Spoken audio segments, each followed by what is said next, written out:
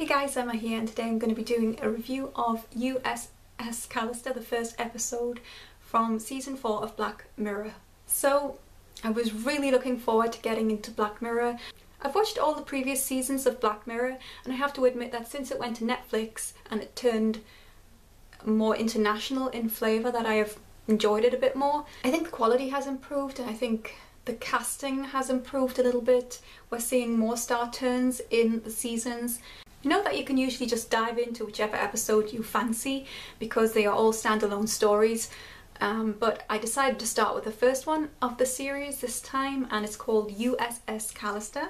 It's an episode I really enjoyed. Since watching the episode, I've seen a lot of stuff online about it, and lots of people saying that this episode could stand as a pilot for a spin-off show. I don't know if this is like serious, but I definitely think it actually could work as a pilot episode for any kind of spin-off. However, I think the tone of any spin-off would be more comedy based rather than drama. So to start off with, I was not familiar with the lead actor in this episode. I thought it was Matt Damon when I saw him, and I was like, is that Matt Damon? Is that like a gingerhead Matt Damon? Have they put prosthetics on his face? So I had to stop the episode and actually Google it because I thought it was too unbelievable that Matt Damon would actually be in Black Mirror. I thought that, you know, I was thinking the budget can't be that big as to get a superstar like him into the episode. So I Googled it, and the actor is actually a Matt Damon lookalike called Jesse Plemons. He plays Robert Daly in this episode, and he is a computer nerd, I guess.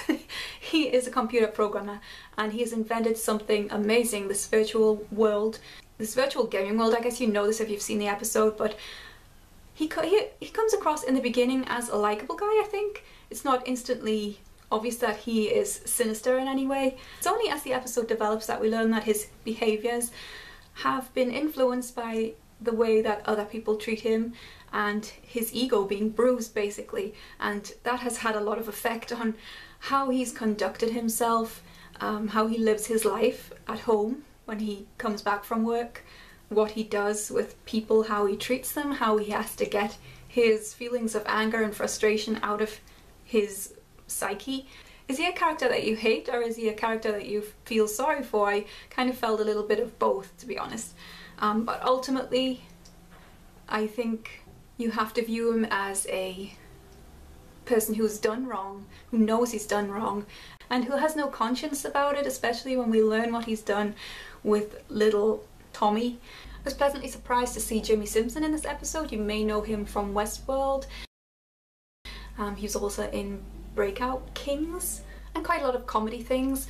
But I personally think that Jimmi Simpson is the kind of actor, his caliber, he deserves to be in something like Oscar winning. I think his performances are that good. Everything I see him in, he's amazing, and everything he is in, he elevates. So I was really glad to see him acting in this particular episode. So when the episode begins, it's quite clear that we are looking at this Star Trek simulation thing. I wasn't sure where we were at first, whether this was a movie set or something like that, but it was obvious that everybody was overacting a little bit. Is this true to life of Star Trek, the universe of Star Trek? I have to say I have watched quite a few Star Treks, and I think that the acting style does kind of go off the radar a little bit. I spent many years aping one particular actor, Dominic Keating, I think his name is, who played Malcolm Reed in Enterprise, the English guy, and there was an episode where he got his leg trapped and he was like, "Captain, cut my leg off! Captain, cut it off now!" And it was just too bad. So when I saw all of the bad acting in this USS Callister, I thought it was kind of true to life, but clearly there is more to that scene than meets the eye at first. And when it becomes clear that these characters have independent thoughts, that they are actually not the characters that they are playing, then that becomes really sinister. It is obvious from the minute Nanette Cole arrives in the simulation that she is actually cognizant. She is the person, or the mind, she is the mind of the Nanette in the outside world, but she's been put into this inner world, this virtual world. I guess there is quite a lot of comedy in this episode, I was saying that any spin-off would have to adapt a comedic tone, and there are aspects of comedy in this, but I think there were also horrific moments as well.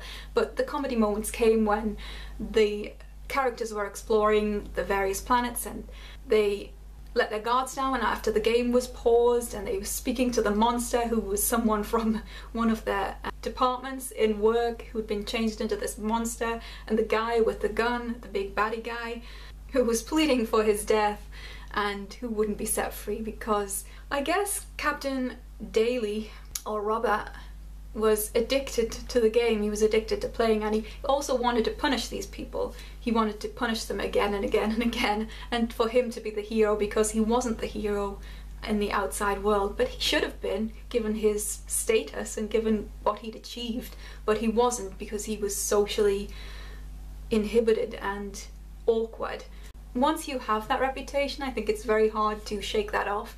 I think it's Elena, the English girl, who says to Nanette Cole when she is in the office and she's getting a coffee for Robert Daly, she tells Nanette to stay away from Robert Daly because he gets a bit starey and he's a bit of a weirdo, and she accepts that just to fit in, I guess, with everybody else.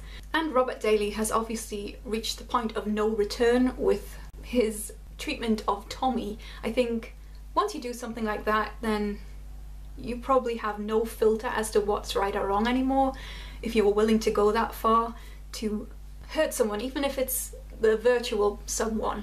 These virtual characters still exist in some way, they still have life, they still have feelings. It's also very disturbing how Robert Daly treats the women on the ship. He likes to abuse the women, force them into giving him sexual contact.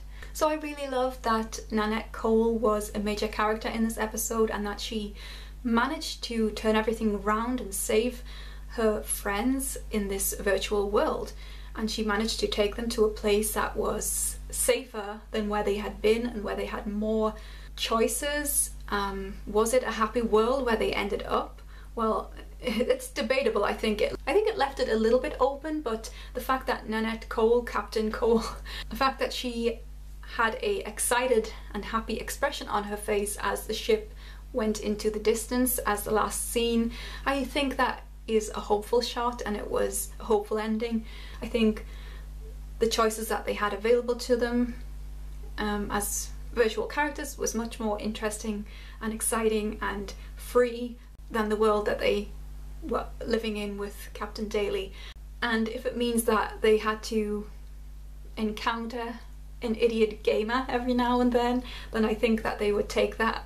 At the end of the day, I think that they realised that they could embrace life, embrace the adventure of where they were, even if they were these virtual characters, or they could just give up and die, basically.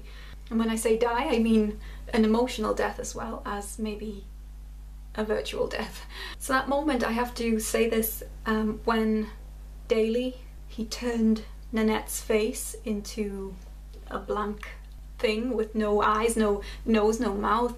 It was hideous, and it reminded me of, I think it was a Twilight Zone episode. I'm sure that someone knows out there that happened in another TV show where this happened to someone, and it was just horrendous. That scene really, I was like choking myself because it was so horrible.